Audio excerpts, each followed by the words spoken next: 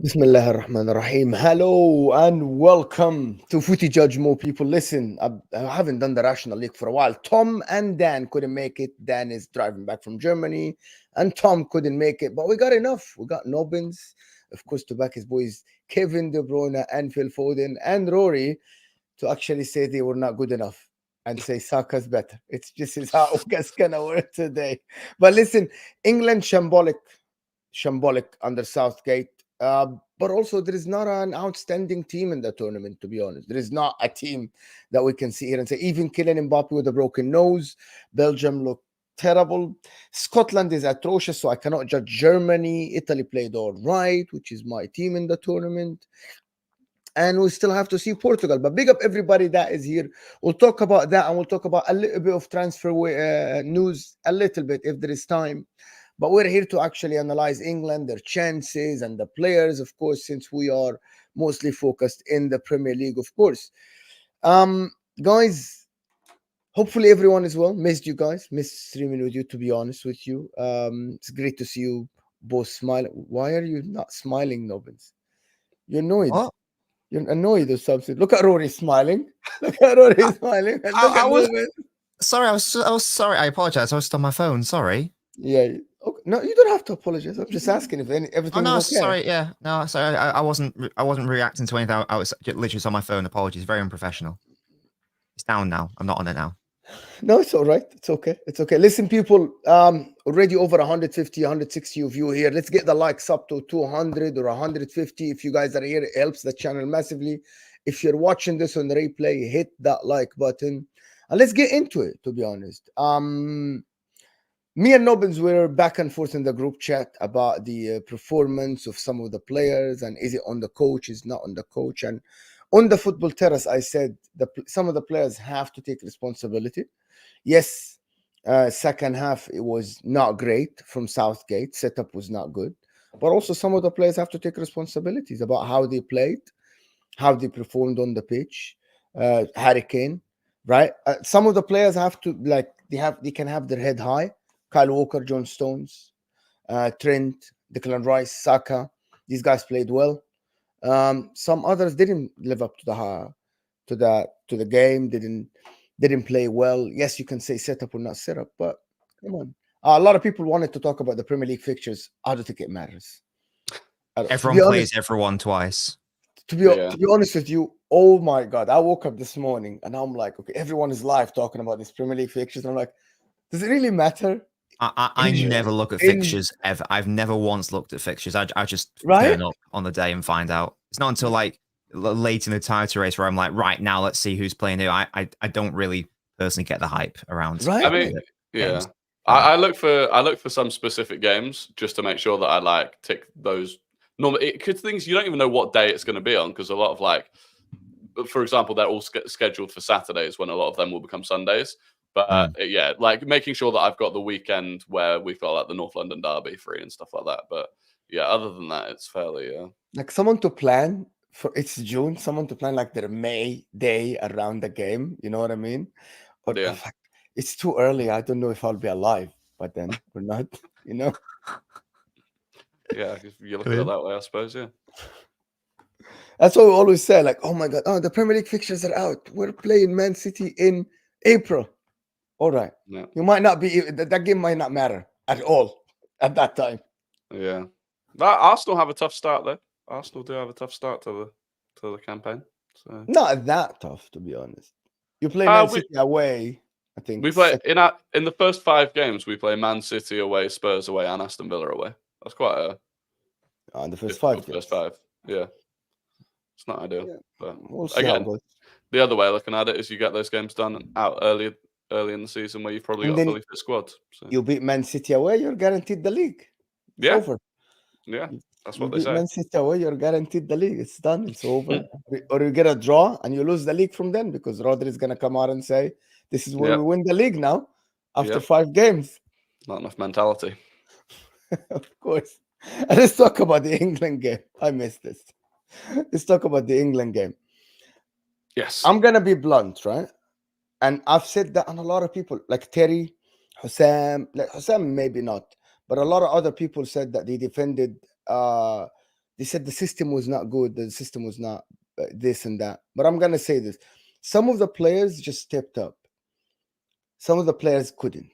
Someone like Bellingham, been playing false 9 all season, right? And in this game, he was everywhere on the pitch, defending next to Rice and Trent.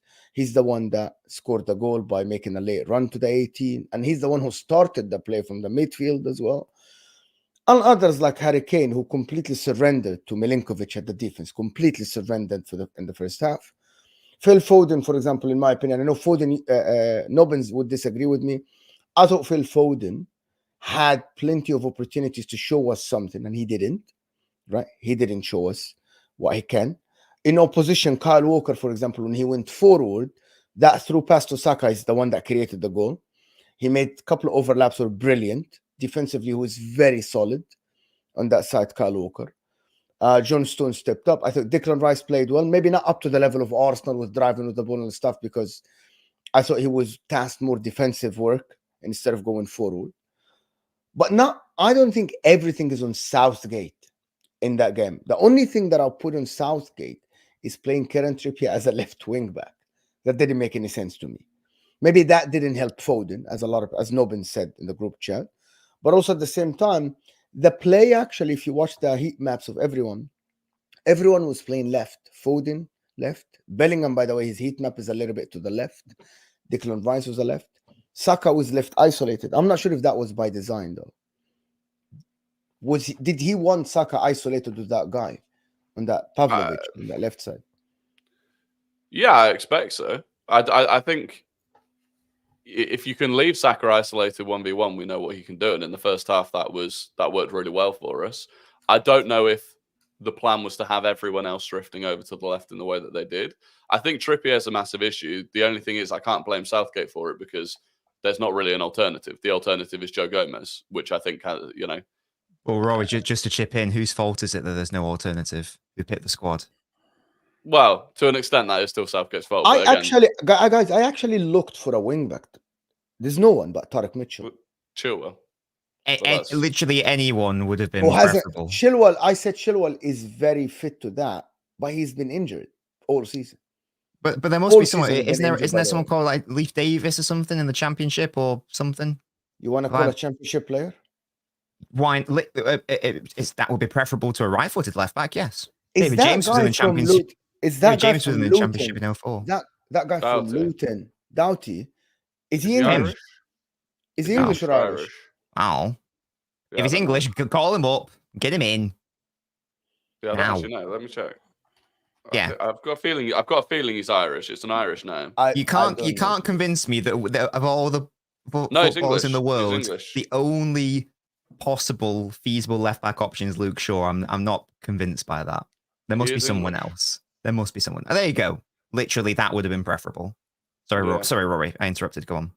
No, I was just saying he's English. That's the thing. We've got partially down to Southgate. We've got no left back other than Shaw, who's not fit to play. So that is, he can take responsibility for that. But then, I think the acknowledgement that you have Trippier at left back means that you shouldn't be playing Phil Foden effectively as a left winger, which he wasn't playing as a left winger. He wasn't, Rory. That is the wrong assumption. He wasn't. Well, whatever he's playing as, first half he wasn't. A left attacking based player where he was actually drifting everywhere. The issue was it left us with no left winger. Like we didn't have a left winger, and that I think is problematic. And I would like to see that changed. I would like to see a left winger on the left wing in the next game. And if that means dropping Foden, then so be it. Yeah, that's the question. Should Foden be dropped? No. Why? Isn't it forcing him in the lineup? Unless you drop Saka and play Foden, but Saka plays a touchline wing. No. That's the point. No. But that means change the whole formation because Saka played as back in the days touchline winger. Like flat out. Yeah, I am holding the touchline and I'm being in the width. Yeah. What if that's Foden fit then? Well, it's as we discussed on the last stream. I gave you a team which didn't even have Luke Shaw in it, but still worked, and it had Gordon in at left wing, and it still had balance. It does involve dropping Walker and popping Trent at right back, which is his best position. It's not the good thing is it's a very simple solution.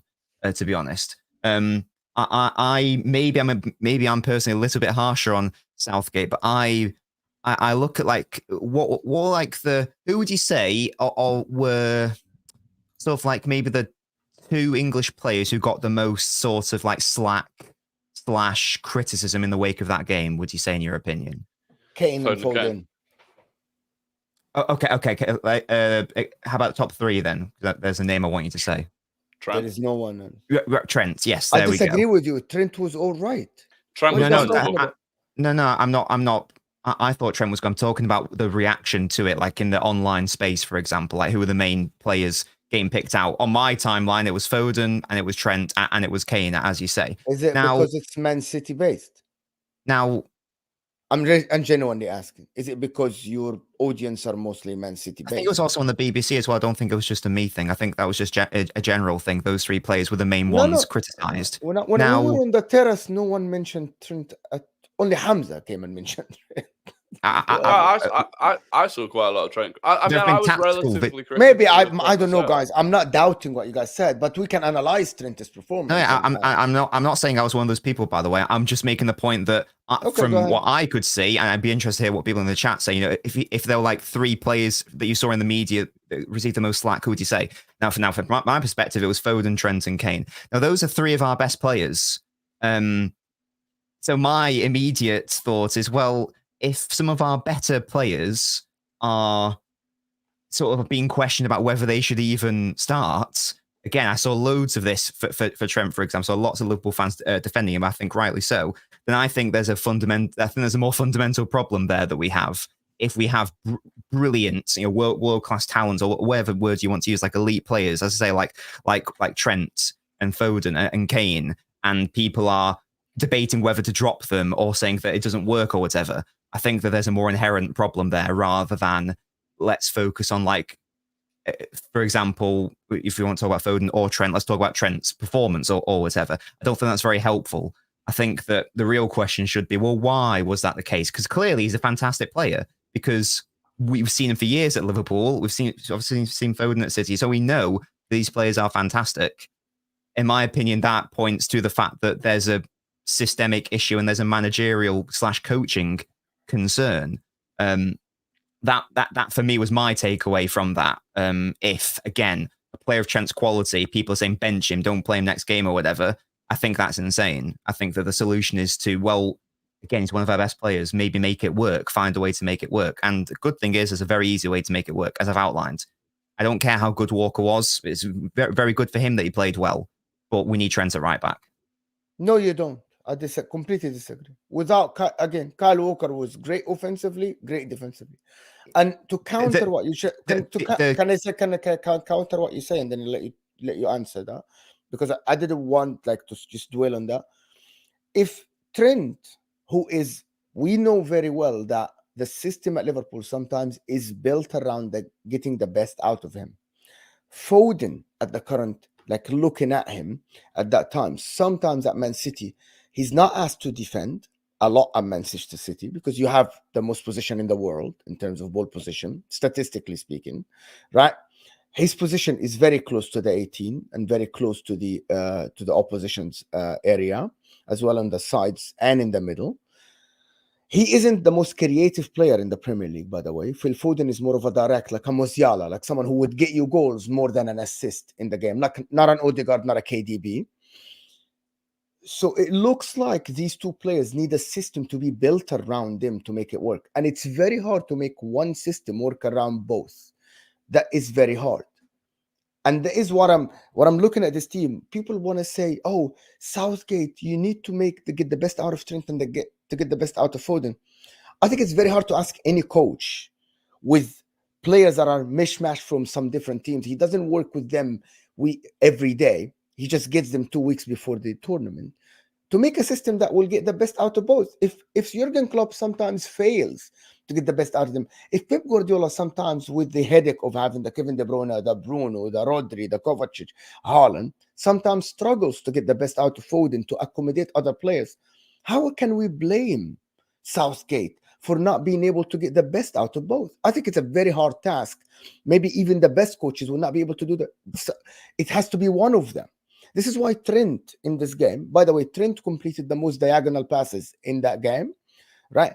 He made one mistake, which is, we know he's not the best with the back to the goal nubbins. We know that. We've seen that before.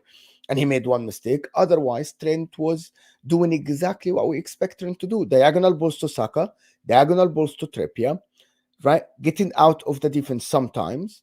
And defensively, he is not the best. While Phil Foden, on the other hand, this is my analysis of Phil Foden. He got the ball many times, facing forward, by the way, and he didn't do what he does at City. Maybe because Harry Kane is different than Haaland. Maybe because the wingers are different than City. He isn't used to that system. And maybe that's why he couldn't get the best out of him. But he had the chances. In the contrary, someone like Jude Bellingham, who played completely different, he was just doing his thing. I'm going to run around. I'm not going to look aesthetically the most pleasing guy on the pitch, but I'm going to be the most effective guy on the pitch by just putting the effort, defending. By the way, he defended, he scored. And by the way, he created the most chances in the game, in the final third, by the way, Jude Bellingham. He had the most passes in the 18. So maybe it's just the fact that you cannot get the best out of both. It's either you drop Trent and you play Foden in the 10 and hoping that he creates something, or you drop Foden and you keep Trent. Simple. You can get the best out of both. Simple. You can, because the formation system, whatever word you want to use, that we used in that first half, I was very surprised. I've never seen us use that before. It was City's fault. It was Pep's. It's what Pep's used this season and last season. It's the 3-2-2-3, where a fullback push. It's the false winger role, where a fullback pushes up to the wings and the midfielder tucks in. So in that situation, you could easily have a Trent inverting situation, or like that free role that Trent has with Liverpool, where when Liverpool get into a settled possession shape, he pushes up to more like the zones that like a De Bruyne occupies. It's like similar areas of the pitch to where he was against Serbia. So this is in possession, by the way. So I don't agree that you can't have a system which accommodates both, because you clearly can, because we saw it against Serbia, just the players weren't in the right places. That's all.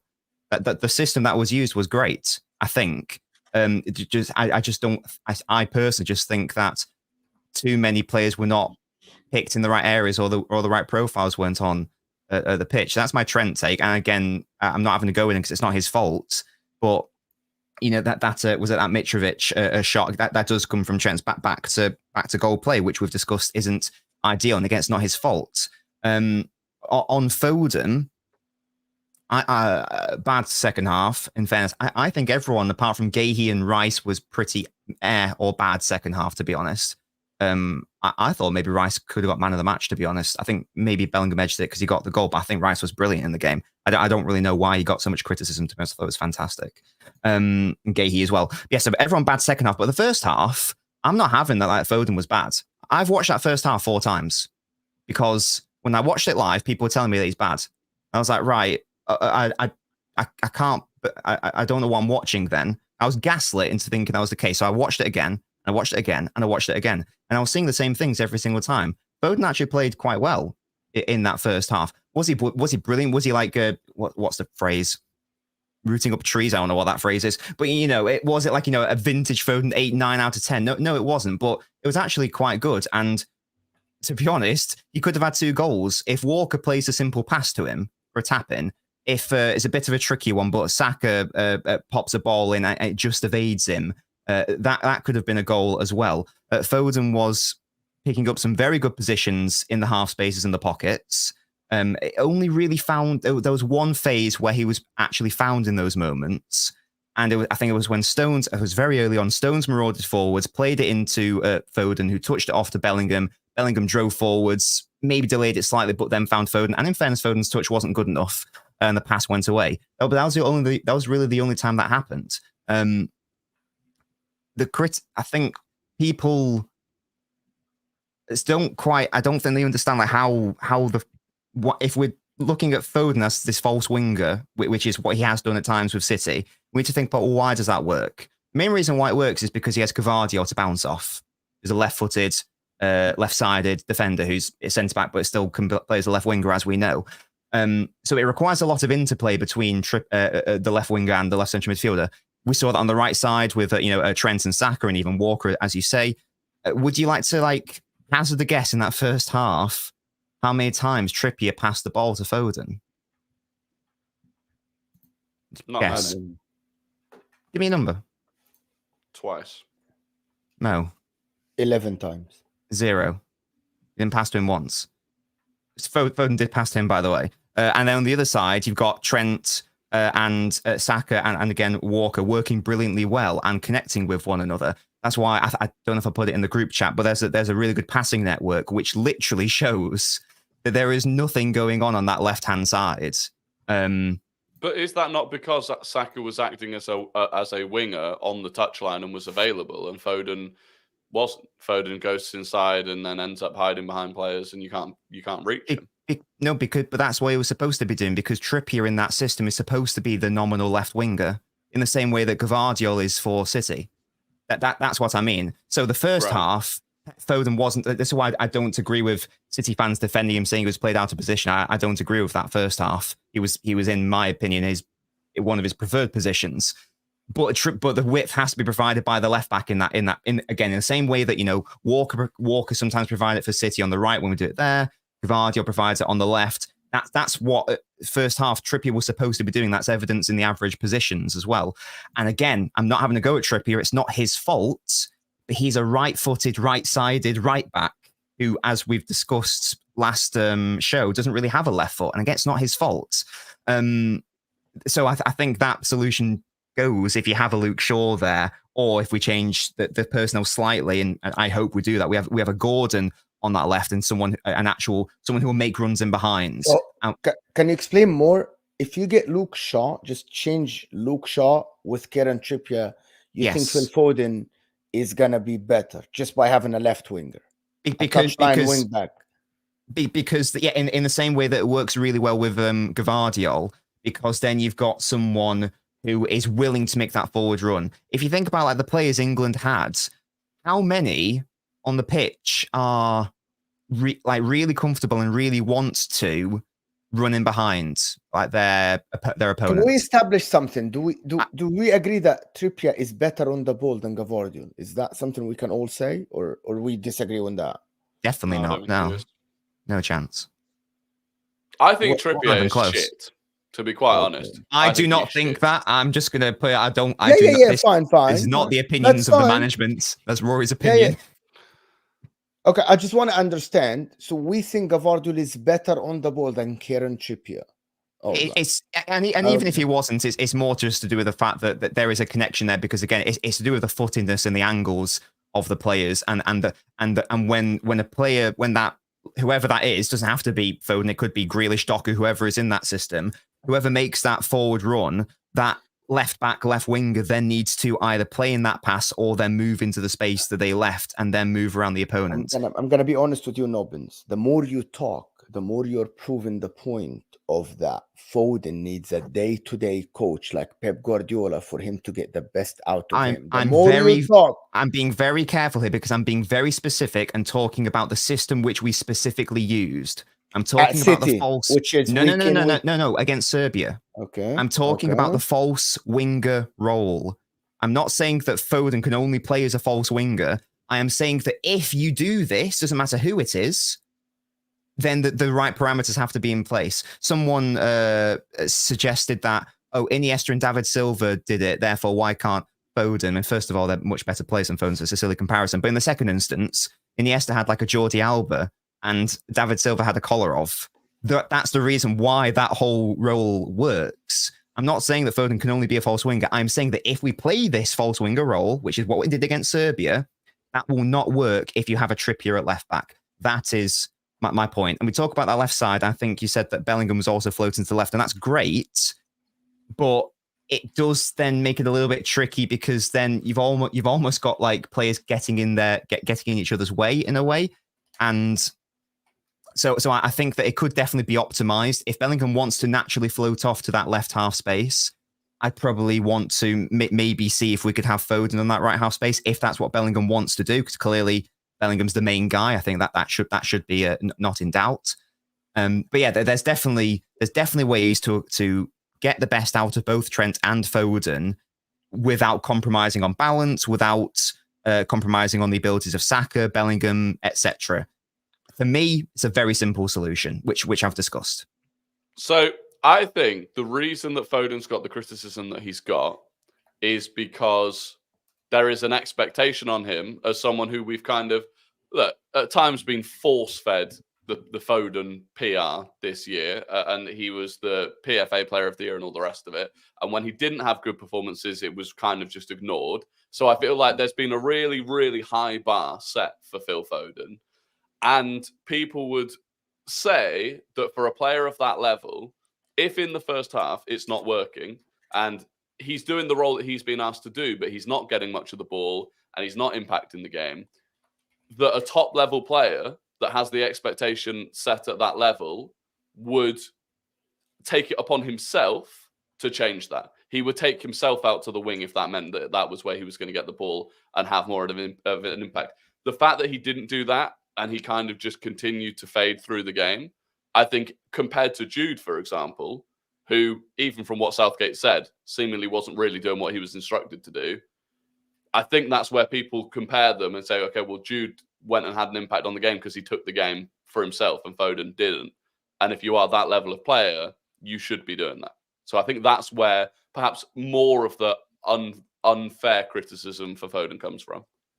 Right. I'm going to disagree with quite a lot there. I don't agree that, again, maybe it's because I'm a City fan. I don't agree that. No, I'm just laughing at people still after that game. Still, people saying that Bellingham is a shit footballer.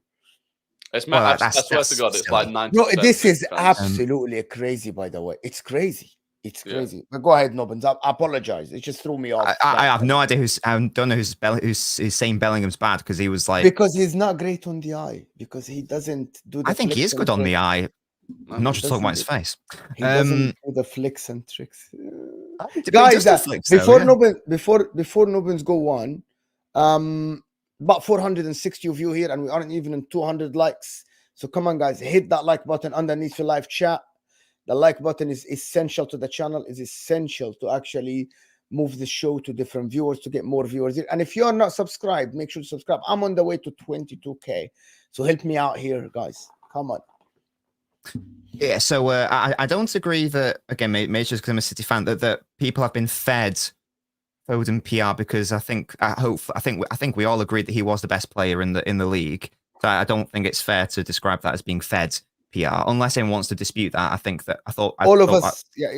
he earned it. I thought we came to a consensus that he was. I also don't agree that his bad performances are ignored. Again, maybe it's just because I'm a City fan, but I see that a lot whenever anything like that happens. I think this game evidenced it. I think a friendly against Iceland evidenced that, in my opinion. I also don't agree that Foden was bad in the first half. Maybe I'm misquoting you there, Rory. Apologies if I am. Not bad, just ineffective. Yeah, I don't know if I would agree with that either, because I make reference to the fact that, again, if Walker just plays in the really simple pass, then he has a tap in and he scores a goal, and then it's a 2-0. There was the Saka one was a harder one, in fairness, but a player of Saka's quality, I think he can play a more accurate ball, and maybe against another goal. Even like the people are having to go at Harry Kane, but I don't think Bellingham scores that goal without the runs of Kane and even Foden taking away defenders. He was occupying some very good areas. I'm not having to go at Trippier and Rice or Bellingham or whoever for not finding him, because they're not Rodri, so it's not fair to think that they would think that. But again, there were a number of positions he was picking up, he wasn't really being found. So I don't really agree that he was ineffective. Relative to Bellingham, then sure, because I think Bellingham was exceptional. And relative to Saka in that first half, again, I thought they were the two best players on the pitch. Second half, and again, even second half, to be honest, I thought it was poor. But what I would say is that Foden was consistently dropping and like presenting on the edge of the box and asking Pickford for the ball. But for some reason, because at that point Serbia were a bit more intense in their pressing, and we were struggling with it. Therefore, you need a press-resistant player to pick it up from the goalkeeper. But then it seemed counterintuitive, because then Pickford would just punt it up. I don't know how many times he launched it in that second half, but it was impressive that I believe Serbia, because I had a Serbian fan in my chat doing my watch-along, I believe the Serbia are the tallest side at the Euros. I think that might be a thing. And we are choosing to launch it when we have some really nice press-resistant players who are willing to take that responsibility. This is why I don't really agree with like the whole take responsibility aspect either. I don't think he was good in the second half, so I think he was actually bad. But I don't think he was bad because he didn't take responsibility. I think, if anything, he was trying to take that responsibility, but it just didn't seem to happen. And then the substitutions didn't help, and then we just played more reserved and we didn't press as intently, and it all just amalgamated together. And again, I don't think anyone can really hold their heads high in that second half, apart from Gahey, Rice, in my opinion, and maybe Bellingham as well. That's the way I'd interpret that. And apologies if it sounds like I'm trying to defend Foden, because I don't think he was great. I think he was, again, I'm going to say bad in that second half, but I think he was quite good in the first. From my perspective, it's been a bit blown out of proportion, to be honest. And that's been evidenced by my revisits to that first half. I'm going to tell you why it's not blown out of proportion. If Kylian Mbappe drops a stinker, right, because you are arguably the best player in the world, people will talk about it. If you're the player of the year in La Liga, like Jude Bellingham, and you don't play well, people will talk about it. If you are Vinny Jr., people will talk about it. I'm not saying you can't talk about it. Yeah, the problem is, Nobbins, is that if you are going to the Euros with two players, the player of the year in La Liga and the player of the year in the English Premier League, arguably the English Premier League is tougher because we watch the Premier League, we analyze the Premier League. If the player, the best player in La Liga plays very well in the game mode. And the best player in arguably the best team in the world at the current moment did not play well, I think that warrants criticism. That is it, I've Nobbins. not denied that. Because all season we keep saying, like a lot of people, including myself, I say that at the end, the superstar for Manchester City is not Foden, it's not Kevin De Bruyne, it's not Rodri. It's just one guy, basically, which is Pep Guardiola, who is the best in getting the best out of the players. And it's very hard to play the same system in any international team unless you have all the players, like when Barcelona had Xavi, Iniesta, had all this generation that was, they were great. But now England have completely different types of players. So when you look at someone like Saka, who didn't have Odegaard or Ben White behind him, which is he's used to them, he still did what he can do. He did exactly what he used to do. Turn, left foot, come inside one time, go outside the other time, cross, do the stuff. Jude Bellingham did what he can do. It's not an agenda against City. Kyle Walker, for example, because he was brought up not at Manchester City. At the end, Kyle Walker played as a right back this game. Moved, overlap, defend, cover. That's it. Simple as that. But someone who was brought up at City, who was fed the Pep system, outside of that Pep system, looked like, okay, I don't know what to do if I don't have the same players around you, which is, you actually said that. He needed a left wing back to bounce off. He needed in that very specific role, yes. He needed to pass him the ball.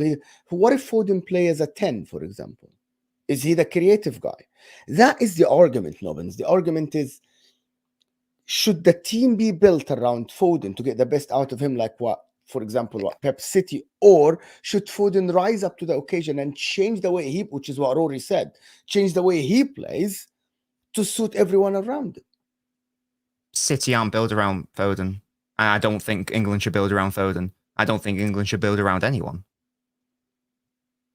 But then the argument is that we need to kind of build a different way for it to work for Foden, right? That was kind of the whole... My point is that City is not really built around Foden, but to be honest, Pep, this is how genius Pep is, right? Pep makes Bernardo a winger, makes it work. Bernardo as a midfielder makes it work. Back three works. Back four work. Gavardio left wing back, it works. Do you know that Alvarez at a false nine? It works. That's why he's the best in creating systems that work in 38 games. Historically speaking, he is the best. Right? So I'm sorry. Sorry. What's the question? I don't quite understand. Sorry. At the end, what Rory's question is, should the system be built around getting the best out of Foden, or should Foden adapt to the system? I think that if you're going to play a system, which is what we did against Serbia, which is in the first half, which is the false winger system, then you should construct parameters which make that system work. I'll repeat that the only way that the false winger system works is if you have a correctly footed, correctly sided fullback on both flanks, preferably. So if your question is, if we are assuming that England are going to continue to do this throughout the tournament, then the answer to that question is yes, because it benefits the entire team. But I don't, given the fact that Shaw isn't going to be available, I don't think we should be doing that. I think that Gordon should be playing as the left winger. I think that we should be changing the personality. Okay, so instead of Foden play Trent as right back, and yes, and then Gomez instead of Trippier, because that's where he's played this season for Liverpool, and he's been fantastic, Gomez. And where would Foden play then? Oh, in the middle. Yeah, so it's still nominally, midfield, whatever you want to call it, left central midfield, right central midfield, whatever. Like, it seems to be quite free. Like, Bellingham was roaming around a lot, wasn't he? I maybe would like, again, I addressed this earlier, I'd maybe like to see if Bellingham is naturally inclined to go into those left half spaces, which is what he's done a lot against Real Madrid, for example. That seems to be his preferred area. Just seems to be naturally inclined to go there. Then let's pop Foden on in that right half space, maybe, to connect with Trent and Saka. I think that would probably be more optimal, to be honest. And then you've got an actual winger in Gordon on the left. It's still solid out of possession. You can still play the 4-2-3-1, which is what we did in the first half. That's another reason why we lost our way in the second half, by the way. The wingers dropped. We went to a 4-5-1. It's clearly Southgate instruction. I didn't agree with that. For me, the solutions are quite simple. and they don't involve dropping our best performing players from last season or, world-class passers like Trent or playing them in optimal positions. I think that for me, I don't know if we're going to talk about other players. There's just been too much. There's been too much weird reactionary discourse in general. And I'm not just talking about City players. Saliba last night, for example, I thought he actually played well. But the amount of people who are having a go with him saying, oh, he's shit, I just think it's like childish. It's like Rice as well. I thought Rice was brilliant. And people are having a go saying, oh, he didn't play his forward pass. Like, shut up. He was brilliant defensively. You can't speak. Do you know the amount of counters that man stopped for us? And who else? Just a number of players. I feel like too many fans are trying to attack certain players and trying to run agendas rather than look at it healthily and objectively.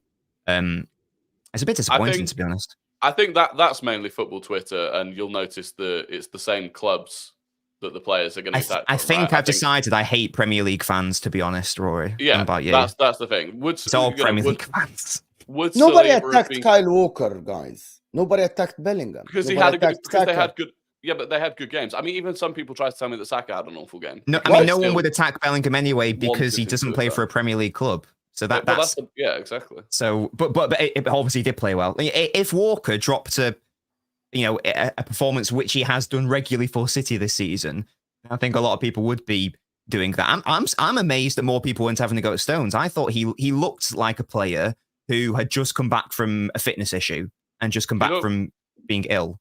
He looked worse than Guehi. Guehi was fantastic. Great, so. I thought Stones looked poor, but I'm going to put that down to rust. The one other reason that I think that Foden got, and I do think the overall reaction to Foden was like more than it needed to be, right? It wasn't, people are acting like it was a horrific game from him. I think the other reason for that is it was kind of like confirmation bias, and because there's still this kind of stigma around Foden that he can't do it for England, and because it was another game that he hadn't done it for England, I feel like that was kind of people going to see, told you he can't do it for England. I think you're right, yeah. Which I don't agree with, by the way, because I thought he played well in the World. Sorry, Rory. Sorry, that was rude. No, it's fine. Because even I think last week, right on the last show, I said that the starting 11 would be that exact 11. Oh, that was so funny. Yeah, you should put a bet on. I know, and that Foden off the left-hand side probably wouldn't look as good as he could, and that there would be people talking about that. And exactly that thing happened. But I think because a lot of other people predicted that too, then they want to be loud about the fact that they were correct in predicting that Foden maybe wouldn't be effective. So, but no, I think overall, look, we won the first game 1-0. Yeah, we didn't play great, but I'd far rather do that than, do what Belgium did yesterday, for example. That was funny, to be fair. But yeah. There is hope. There is hope because I thought that first half was genuinely the best we've played under Southgate, to be honest, overall. Just like the fluidity, it just looked nice on the ball. I'm not saying that we were... I mean, maybe that's not a high bar to reach because we haven't played that well under Southgate in general, but in like a competitive manner, I'm specifically talking about. For me, that was like the best half I've seen of us. So there is hope then. There is optimism that we can... I don't want us to throw the baby out with the bathwater. That's what I'm trying to say. I don't think that we need to totally abandon everything and all the principles and the good stuff that we saw. In fact, if anything, I would have loved to have seen Southgate double down on that in the second half rather than... Yeah. Sorry, no, that is my biggest criticism of Southgate, is that we were playing well in the first half and he does this all the time. We went 1-0 up and it's like he shits the bed as if we haven't got talented players that can go 2-3-0 up. And suddenly Eric Ten Hag actually nailed this on Dutch TV. He said the way England played in the second half was instructed by Gareth Southgate, and it's actually risk-taking where he makes them sit deeper and hopes that you can get moments on the break. And it's like, you don't need to do that for England. If you wouldn't see a City or an Arsenal or a Liverpool do that in a Premier League game when they're that much better than the opposition. And yet for some reason England did. And that's why I think so much of the attack looked bad in the second half, because we were starting from so much of a deeper position. Saka's picking the ball up halfway inside his own half, same with Foden. So yeah, that is something that I blame Southgate. I feel like he just needs to be far more confident and almost arrogant with the team that we've got. Yeah, I'd like to see us be more confident, more progressive. And just be like, look, if you like evaluated the seasons of every European player across last season, if you did like a top 5, I'd say 3 are English, for example. Yeah. So we've got there's clearly fantastic individuals there, and we've got the right profiles there to make a really good team. It just needs to be approached with bravery, and it needs to be, and we just need to be making sure that we aren't placing too much blame on certain players, and we need to just be making sure that we're playing players in their ideal positions. Yeah, boys coming home, guys. And Andrew Wright is saying it is strange that he can't stop talking about Trent non-stop. All 3 games yesterday was about Trent, the non-stop video about him. He did look okay, never played as a DM. I think Trent looked all right, to be honest, Andrew. I didn't think that Trent looked bad at all. He was, but... Sorry, Rory. No, go. No, go. I thought he was good, to be honest, but yeah, lots of people were having a go. But again, why they're having a go because of issues which he's not able to deal with, and it's not his fault. It's like we talked about in the group chat. It's like when I criticize Alvarez as the 10, for example, for City last season, it's not Alvarez's fault. It's the bald man who puts him there. And it's like Trent here. It's like it's not his fault that he's not the best at back to play work.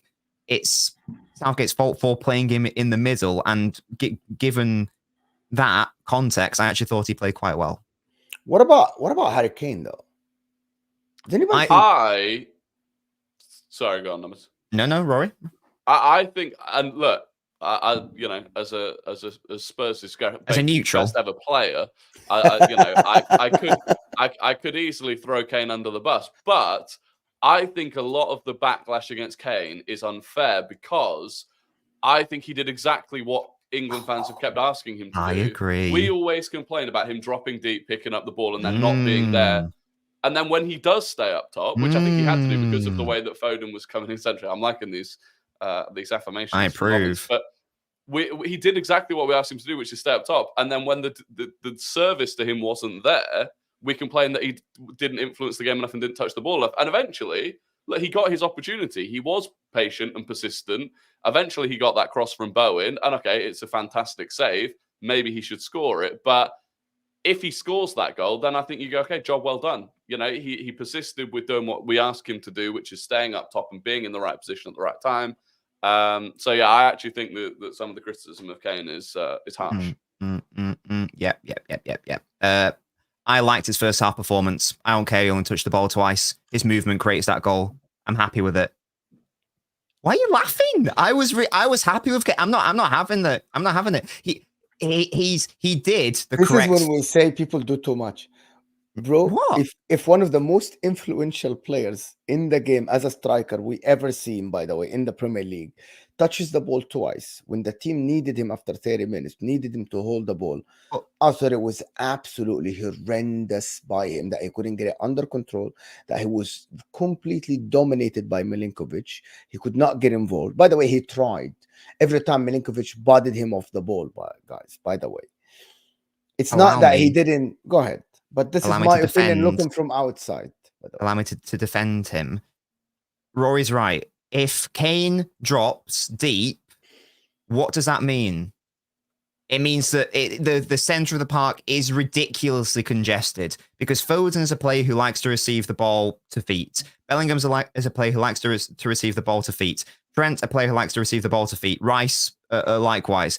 The only true outlet that we have is Saka, to be honest, and who's fantastic, obviously, but that's not enough. Like we need more there. So Kane has to be a striker. He has to be a 9. He has to be a box presence and a threat. This is like why I sound like I'm talking about Haaland here, but this is like a big trait that Haaland has, which I have always defended. He occupies defenders. He pushes back the defensive line. I'm not saying that he should never drop deep and link up play because I don't want him to never touch the ball.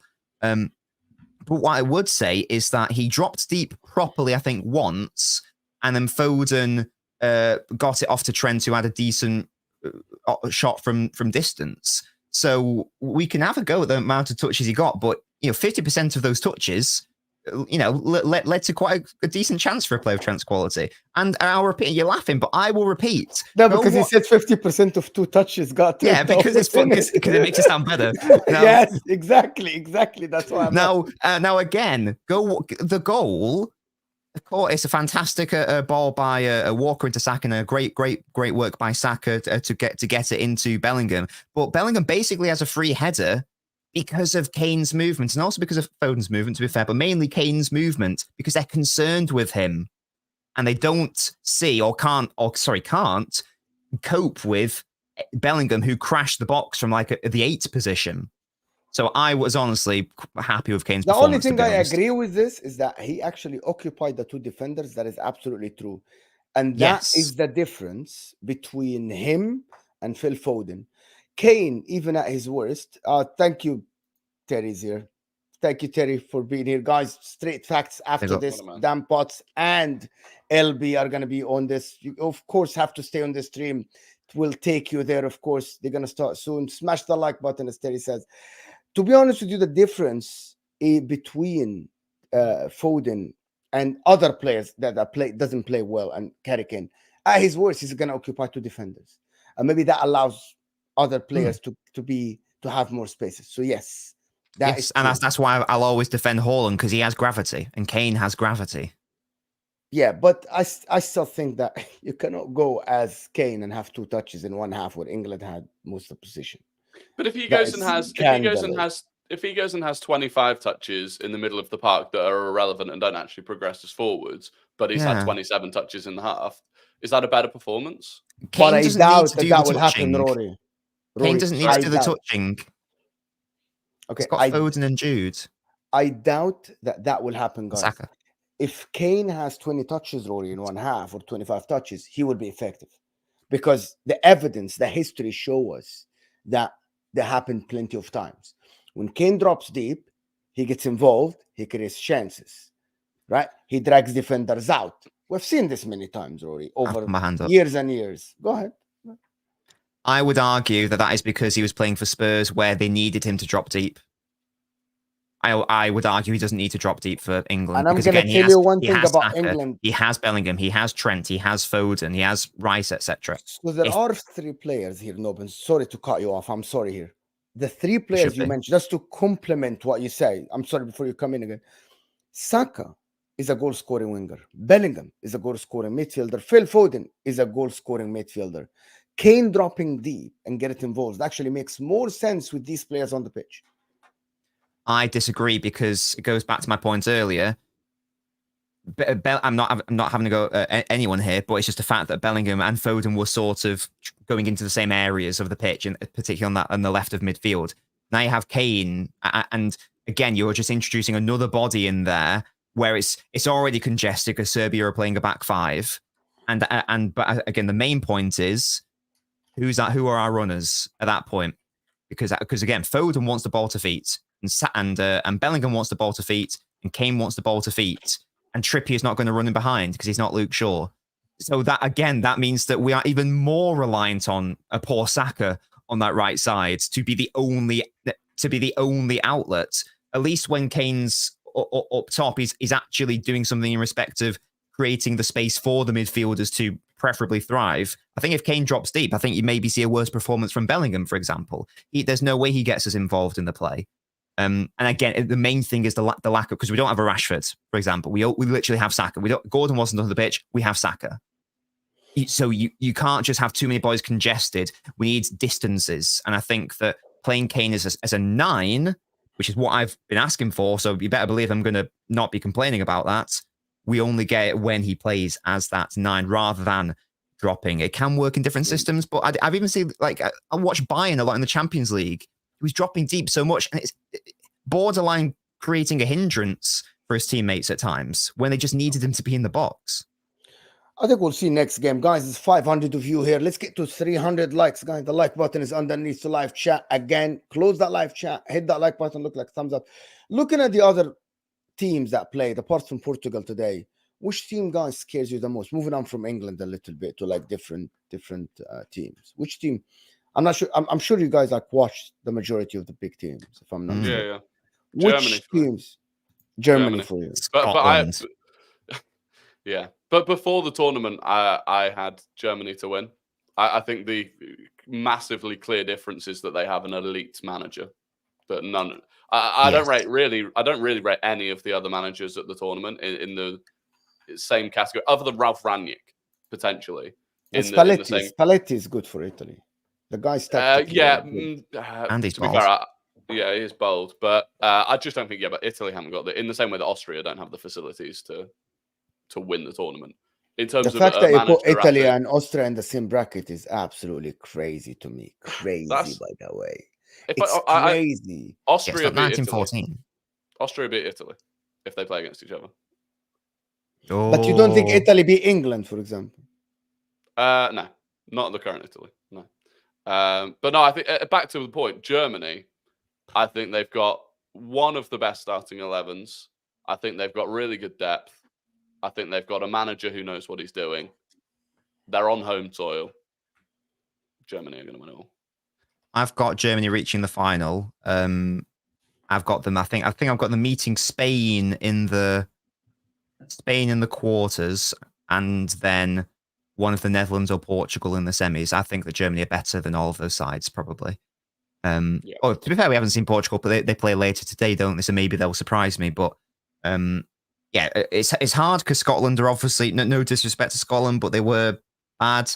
It's hard to judge them. But Rory's touched on the you've got a Champions League manager there in Nagelsmann, obviously, and then you add to that 3 10s in Gundogan and Musiala and Wirtz, and then you've got incredible overlapping fullback to provide that width as well. And you've got Havertz popping off as well.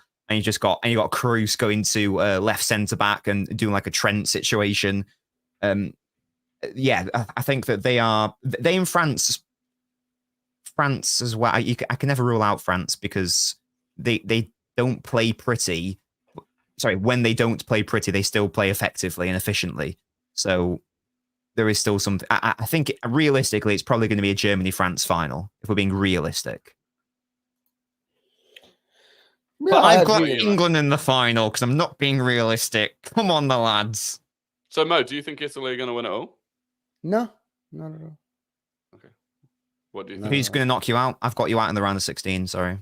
But I'm not Italian, but I supported Italy since I was like 10 years old. This is because just World Cup 94.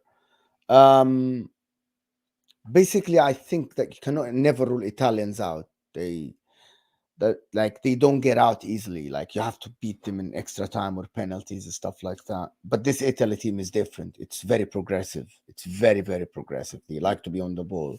They don't like to be on the like defending and stuff like this. This is why both the two center backs that play for Italy actually are very offensive center back in Calafiore and Bastoni. If you noticed, they are now center backs that stay back like a Chiellini or Bonucci. This is what gives them the edge. They have a good midfield. Like they can actually change. Fratesi is the guy that I don't like, and the going to be the problem is the strike. It's actually not good enough, is it? And that's the thing. If Scamacca hits the form that he has at Atalanta all season, Italy will be one of the most dangerous teams. The guy can score goals, headers from outside the 18. He just needs to hit that form, which is the same for Kai Havertz. If the Kai Havertz that turns up, if the Kai Havertz for Arsenal, Germany will be very dangerous. If Kai Havertz, the one that played for Chelsea, turns up, well, Germany will be dead. For the first game, what happens is Kai Havertz turned up, the one that played for Arsenal, moving between the lines, very effective, passing the ball. He looked very good in the most of the time. So that's Scamacca turns up like he turned up for Atalanta. Italy are good. Chiesa is always lively for Italy. Always lively for Italy. Barella, we know. And the two center backs. But the thing about Germany is that a home soil. I cannot stress that enough, that the home soil for Germany gives them already, you're into the game, you're already 1-0 down. You're chasing them already. Any team, by the way, because of the home soil.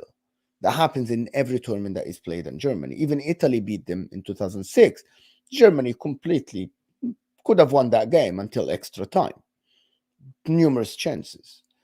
So this is, I agree with Nobin, the home soil plays massive. This is why, by the way, one of the things I say that England won't win it is that I don't think the Germans will allow England to win it in Germany. And you guys know, football-wise, Germans won't allow England to win it unless Germany gets knocked out early, which is I don't see. Well, we would only, assuming that we both top our groups, we'd only meet each other in the final. Which is why I don't think Germany will allow it to win it in the final. Might not give them a choice. Yeah. Gareth Waistcoat Southgate's got something to say about that. Yeah. As for France, I actually think they're the most equipped team to win the tournament, in my opinion. The reason why, I love Griezmann. France, I think, is the only team in the tournament that is equipped to play both counter-attack and transition-based football and position-based football. Like, both sides will work for them. It doesn't matter what you try, they can do good in both aspects of the game. While a team like Germany might not be great on the counter-attack because of the speed. Gundogan is not the quickest. Havertz is not the quickest. Jamal Musiala is the one that can drive with the ball. Otherwise, nobody's that quick. Toni Kroos is not the quickest. England, I think we saw that when you play defensively, your players hoof the ball forward every time they get it, which is somehow the most position-based players, probably arguably in the world, from Arsenal, from Manchester City, are hoofing the ball forward without thinking about it, which is very strange.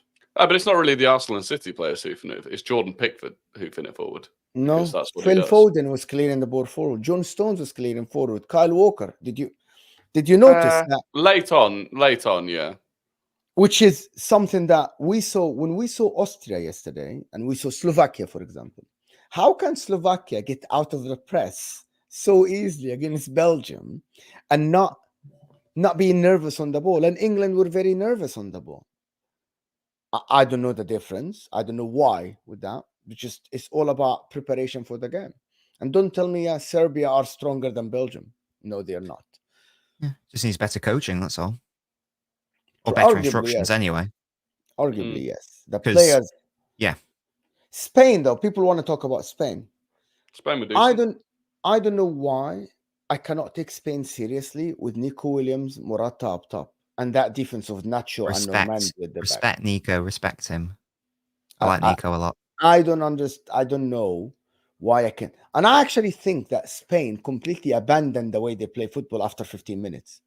The way we know Spain. Completely abandoned this. Even before they scored, by the way. Yeah, but I'm not sure the way we know Spain is necessarily the way that Spain know themselves now. Yeah, because if you look at what they've got on the attack, it doesn't necessarily require Spain to play in that way. I think they can play a more direct game.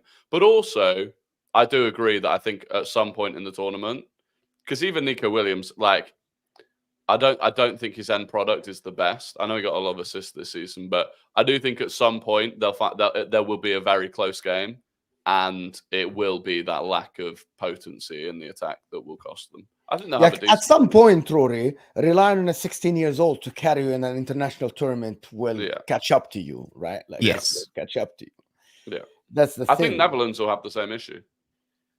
How many times can you bring on? How many times can you bring on Wout Weghorst before it doesn't work? It can work many times. It works in the World Cup. It worked at the World Cup. It worked. Yeah, but it's got to go wrong at some point. Why not, to be honest? But to be honest, I'm looking at this tournament and the pool of talent is so little. It is unbelievable, in my opinion. Really? You say that, but like, yes, nobody. It's really like, you mean in terms of teams or individuals? Sorry, individuals. Netherlands, shit. England is the only. I'm talking about the talent going forward. So here is the thing. Everything switched, guys. Everything turned. Back in the days, England were not known for their most offensive play, apart from Wayne Rooney.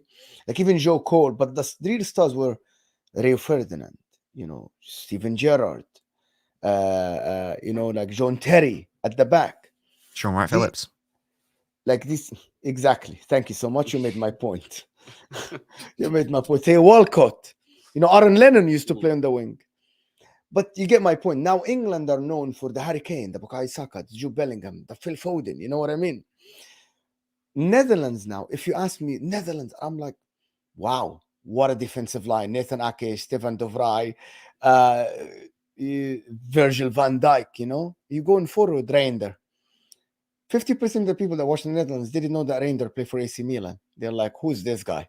Where did he come from? He played well, though. He played well. He's a good player.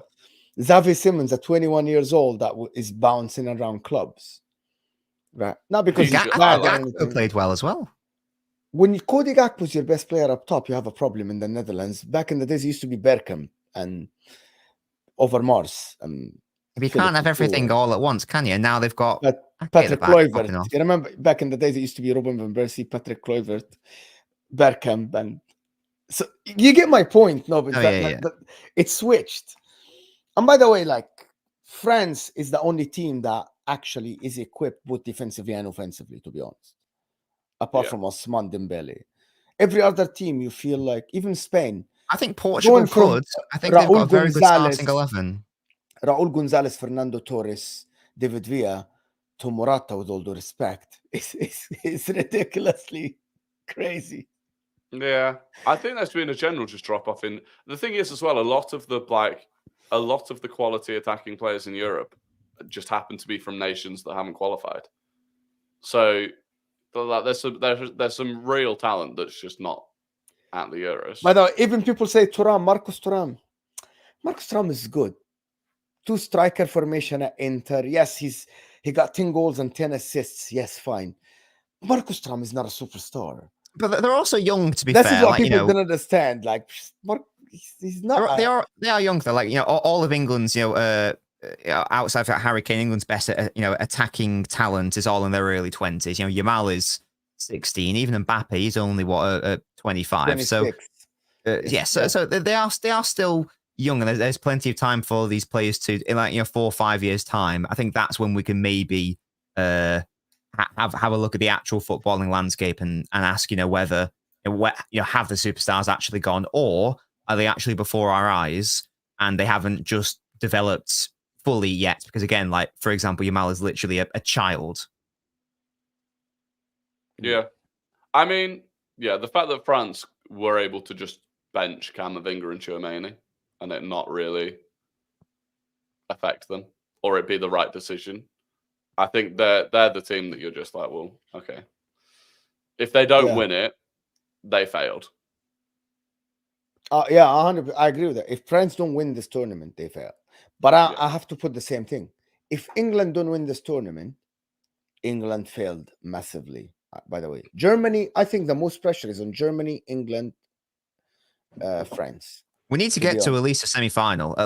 That's bare minimum. No. Anything other than that is is a pathetic disgrace, to be honest. When was the last time did Saka win Player of the Year in England last season? For England? Yes, in the Premier League. Oh, no. No, that was Haaland, wasn't it? When was the last time an English player won Player of the Year in England? Foden. No, before that. Oh, sorry. Kane? Did Kane win it? Okay, so this is why I say it's so much pressure on England. Kane did have when England have Player of the Year from La Liga, which never happened, by the way, and England have Player of the Year from Premier League, and they have that much talent, and they have the top scorer of the Bundesliga, right, in Harry Kane. Well, and you have arguably Declan Rice, who a lot of people say he has been, by the way, statistically speaking, he has been one of the best midfielders in Europe, by the way. Ball carrying and tackles and all this stuff. And you still have Kyle Walker and John Stones there. There has to be pressure on you to win the tournament. Yeah, we've got one of the best squads in the tournament, no doubt about it. On paper, yes, 100% on paper. But in reality, as we've discussed, because of in my opinion, lots of bad coaching decisions, that's where we're lacking, to be honest. That's why I'm lumping England with France and Germany. Yeah. If you gave like Nagelsmann this team or an equivalent manager, I think we'd see fireworks. Unless the players are overrated, though. That's completely different. If they're overrated, having won English Premier League Player of the Season and La Liga Player of the Season. I have no idea what that says about the rest of the talent in the world. Bellingham is not. But if Foden maybe is an overrated player, that is a Pep system merchant, as a lot of people say. But as we've established, that's not correct. Maybe Declan Rice is the same. He's benefiting from the system of Arteta. No. What this tournament has revealed to me is that no one understands what system player means, and that's quite funny. I actually do, but fine. Huh? I do, but fine. I'm not saying you don't. I wasn't having a go at you. I was just saying generally. Even if you have a go at me, it's fine. It's okay. Right? It's completely okay. Yeah, you a bitch. Hold that. Okay, moving on to some transfer news and just talk about the transfer the next 10 minutes or something. If you're Calafiori, do you sign for Chelsea, Spurs, or Juventus? None of the above. Stay with the mighty Bologna. Stay with Bologna for another year. See if something better comes up. All right. Something was mentioned before. Thank you, AMV, for that. Something Rory mentioned before, that Manchester City might not make any transfers. I don't know why, Rory, said that. Rob Dawson from ESPN said that it's becoming more, people at Man City are becoming more accustomed to the idea that they may not look to really build on the squad this summer because they believe that the squad they've already got is good enough. So that's only one source, but I saw LB quoted it or something. And to be fair, if you're not going for Bruno G, I don't know what other targets you've massively got. Yeah, I guess if Ederson leaves, they went for Paqueta. It didn't work, Rory. By the way, they got a signing already in Savio. Just establish this. Yeah. Calvin Phillips is gonna go, I'm sure. Yeah. Right. The thing about this Man City with Bruno Guimaraes, I think this saga has taken longer than when it should. It's very simple. It doesn't look like Newcastle wants to sell him. They just don't want to. If you want, you have to pay the release clause. The thing that happened yesterday, and I spoke about it yesterday, is that Man City want him to hand the transfer request. So they have the upper hand in the negotiation. Because they don't value him as that much at all. Well, the issue is that he's got a release clause, but they can't really, because supposedly Newcastle have to sell, right? And then there were some rumors that Newcastle had triggered the Lise's release clause, which if they're doing that, then 100% they've got to sell either Bruno or Isak. The issue they've got is that because Bruno's got that release clause, they can't really, like Newcastle, which expires at the end of June, Newcastle can't really do anything until they know what's happening with that, because they can't do something on the assumption that no one's going to trigger the release clause, and then suddenly City trigger it, and they're in a lot of trouble. So, I think we'll find out in July what's happening with Bruno G. Would you be happy, Nobbins, next season without signings at all? We don't win the league if we don't sign a Gundogan replacement. If Arsenal improve, then I've said many times we won this league because Arsenal and Liverpool ultimately weren't able to take advantage of our weak position. I don't see that happening 2 years in a row, and I don't see Arsenal not getting better, or at least whether in terms of points or personnel. I don't see that happening 2 years in a row. So I'd be happy to predict that if we don't sign anyone outside of Savio, then we don't win the league. I don't know enough about Rob Dawson. I've been told by other City fans that he's apparently not that good on City. I've no idea if that's correct or not. There might be hokum. I don't know. And again, if you listen to the in the nose, they say it's not correct. Again, I don't know what to believe because no one really knows at the end of the day. I'd like to think it's not true because we can't go 2 seasons without replacing Gundogan. If we don't replace him again and the only addition is Savio, then I'd be happy to predict we won't win the league. Do you think Kevin De Bruyne will go? Does anybody here think Kevin De Bruyne, if they get a massive offer, he will go to Saudi Arabia? Yeah. You think so? He will leave? I think he's been lubing up the media for that to happen with the comments he's made about Saudi. I think he's been preparing for when it inevitably happens. I think that it's probably more likely that he wouldn't sign an extension than he would be sold. This summer, Nobbins. Yeah, His this summer. contract expire next week. Summer. Wait, pardon? Sorry, next summer. Yeah. Nobbins just nearly had a heart attack. Sorry. It's next year, right? It's 2025. Not next week. Next I was going to say I was panicked then. Yeah, I can see a world where he doesn't sign an extension and goes to wherever. I would be very, very surprised if he was sold this summer. If that did happen, then obviously we would bring in, I'd like to think, a number of players. But I just don't personally see it. Again, if you listen to in the nose or whatever, they're still saying that contract extension possibilities on the table. So I'm still hoping that he signs an extension. Failing that, he probably leaves on a free. I'd be very surprised if he was sold outright. But do you not think like that? So, do you not think that if Saudi do come in this summer and they're like, "Here's 50 million," City go 50. Well, It's might be a lot more than that. You think for one season of Kevin De Bruyne, it's worth more than 50 million? Without Kevin De Bruyne coming back for half a season, we don't win the Premier League. Potentially. I think 50 million gets you. I don't know, like a third of a season of De Bruyne. Well, 50 million don't get you Gay from Crystal Palace, so that's just so bad. Like, it's once if De Bruyne is like, I am leaving next summer on a free if I'm not sold this summer.